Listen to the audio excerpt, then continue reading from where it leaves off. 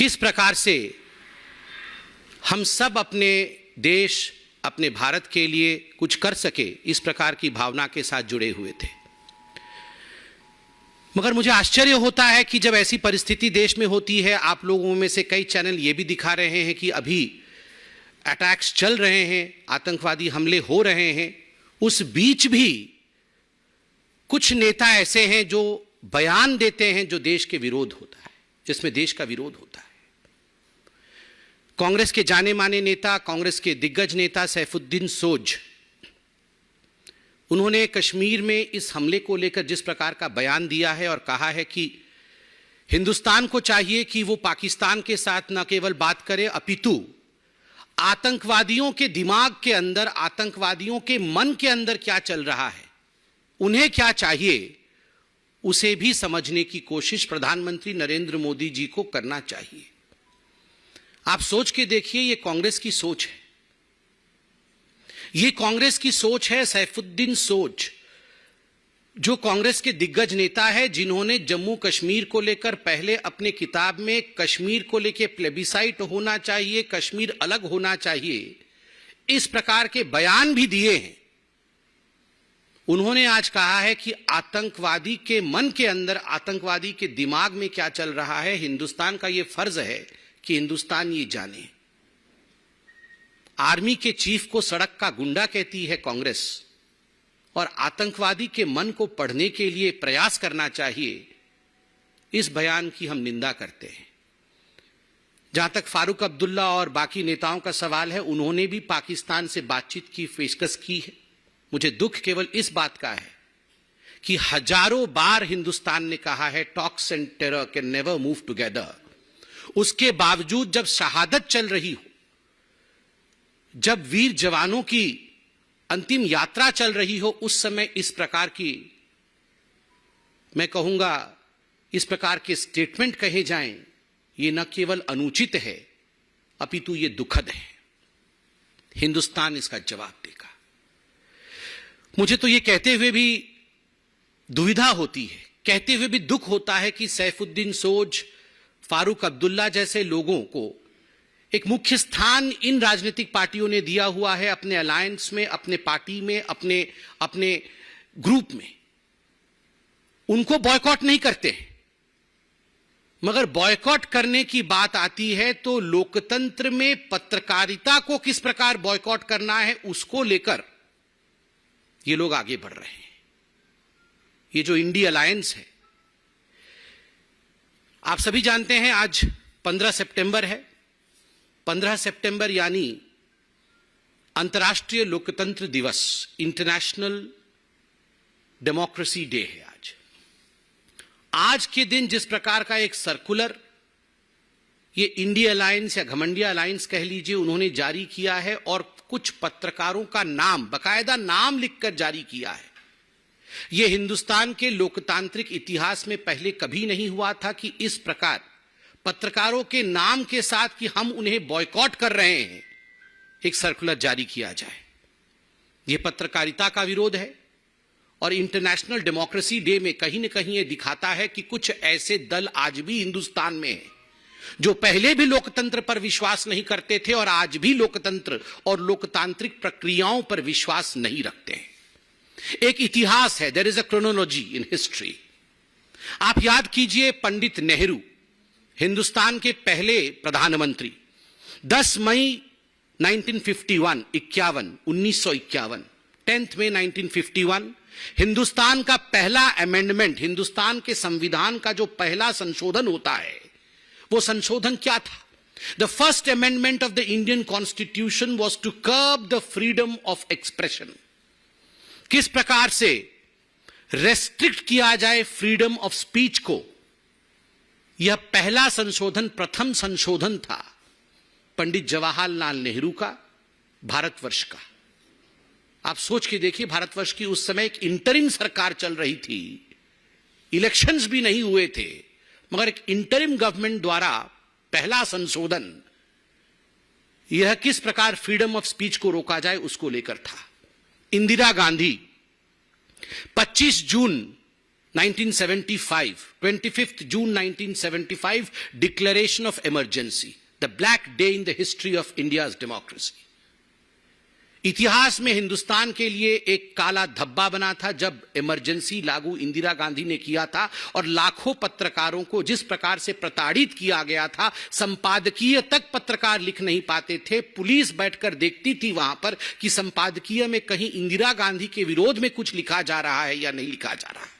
मीसा कानून के अंतर्गत न जाने आप में से कई लोग यंग पत्रकार यहां बैठे हैं, आप में से कितने के पिताओं के ऊपर, कितनों के दादाओं के ऊपर, कितनों के जानकारों के ऊपर, कितने ही पत्रकारों के ऊपर जुल्म ढाया गया मीसा कानून के अंतर्गत।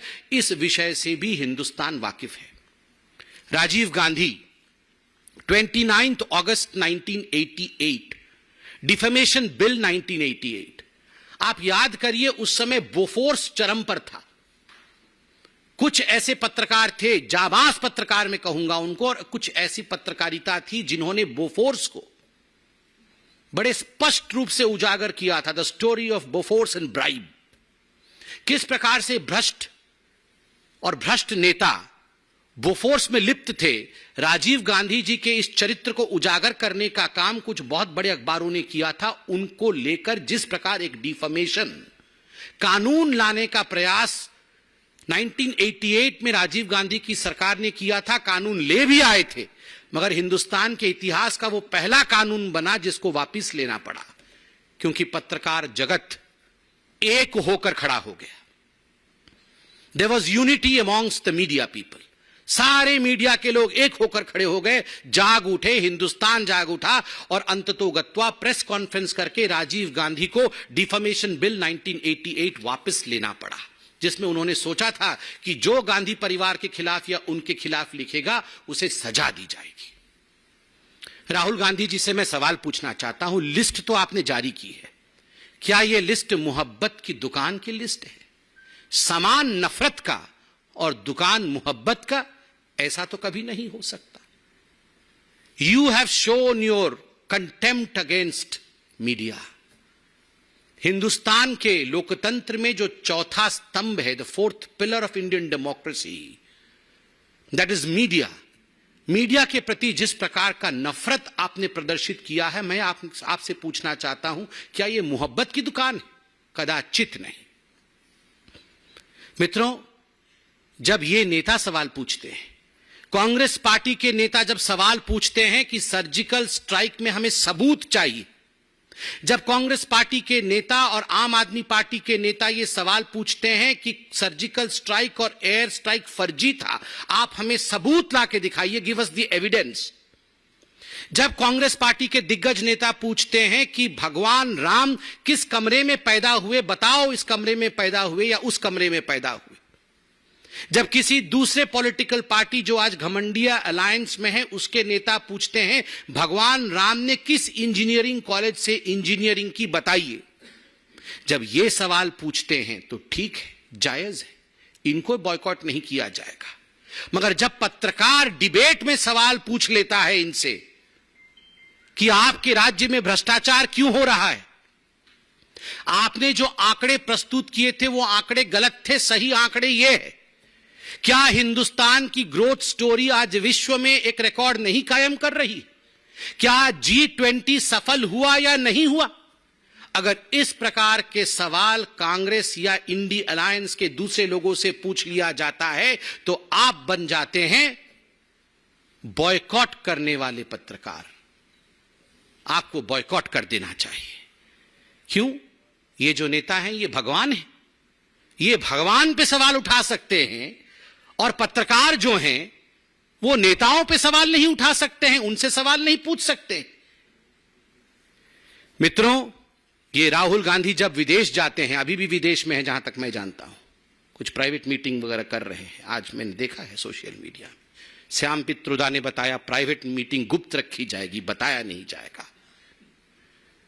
जब ये जाते हैं फॉरेन कंट्री में और विदेश की भूमि पे जाके देश के विरोध में बोलते हैं, राहुल गांधी अमेरिका में लंदन में जाके कहते हैं कि हिंदुस्तान में लोकतंत्र समाप्त हो गया, पत्रकारों के साथ दुर्व्यवहार किया जाता है, we don't have right to express ourselves in India.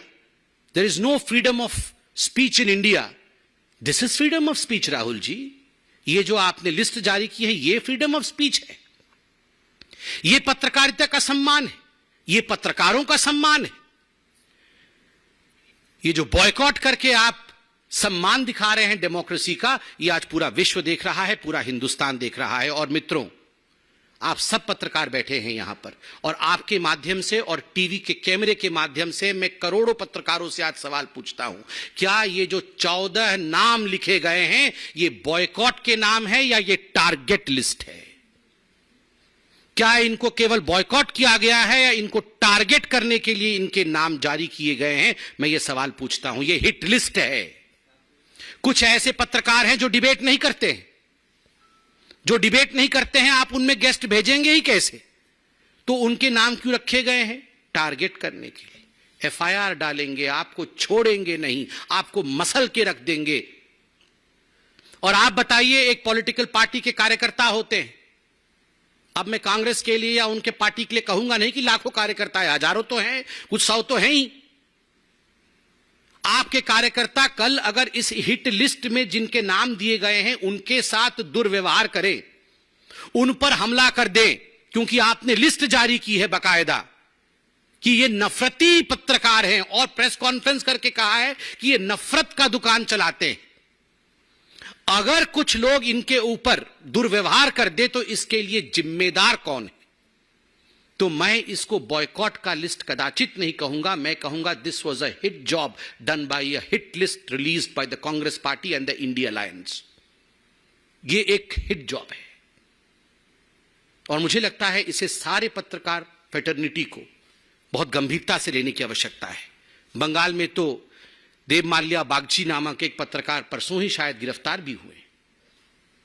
केवल इस कारण से गिरफ्तार हुए हैं क्योंकि उन्होंने सच्चाई दिखाई है. किस किस को बॉयकॉट करेंगे राहुल जी, सोनिया जी? किस किस को बॉयकॉट करेंगे आप?